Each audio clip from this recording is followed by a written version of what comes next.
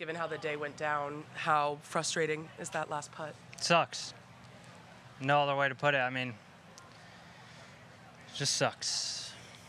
When you look at the 3 consecutive top 25 finishes you have and the growth you've really seen recently, it might be raw in the moment now, but what do you think you'll take away most from this weekend? Playing good golf, doing a lot of good things, so just kind of get ready for the Open, and hopefully that I can put myself in position once again. Thanks for coming in, first of all.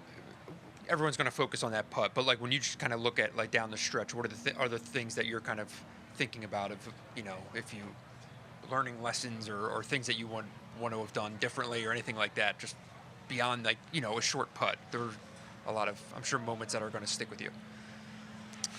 Yeah, I mean, I made a great par on 13, hit that tree off the tee and managed to make par. That was a big momentum thing for me, and hit a lot of good shots down the stretch.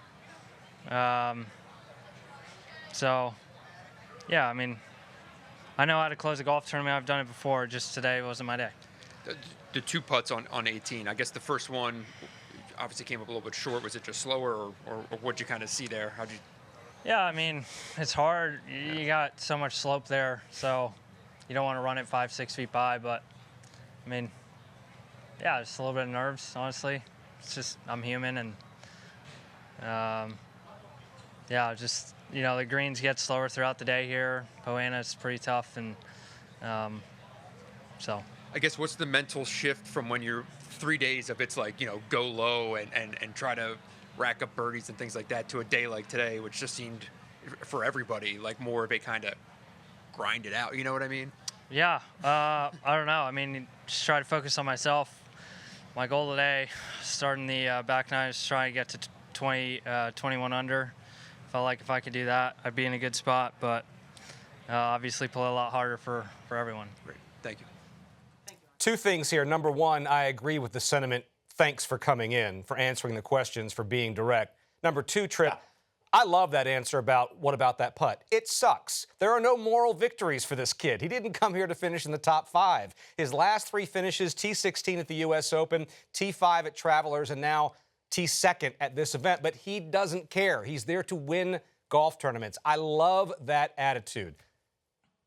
I do too, and that's the DNA of champions. That's what they have. The other thing that he said yesterday that I thought was even more impressive, and the reason why I thought he was going to win, is he said, I'm comfortable being uncomfortable. All great champions, they don't mind being in uncomfortable situations. He did refer to it in a different way today. He said, whatever, it might be nerves, because I was nervous. You have to understand how to perform when you are nervous.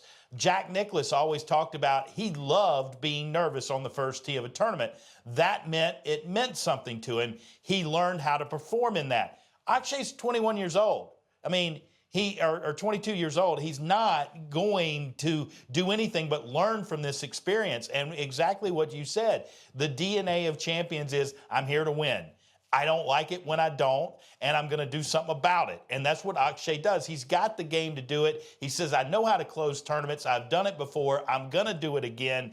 All those things are there. And again, hats off to him for coming in a difficult moment and being honest and answering the questions. That's what we want to see out of our great champions that play this game. And Akshay's got a long career ahead of him, and he's going to have a lot more wins. And unfortunately, in golf, you lose more than you win, but you learn so much more from the losses than you ever do the wins. And it will pay dividends for Akshay Bhatia going forward, what happened today.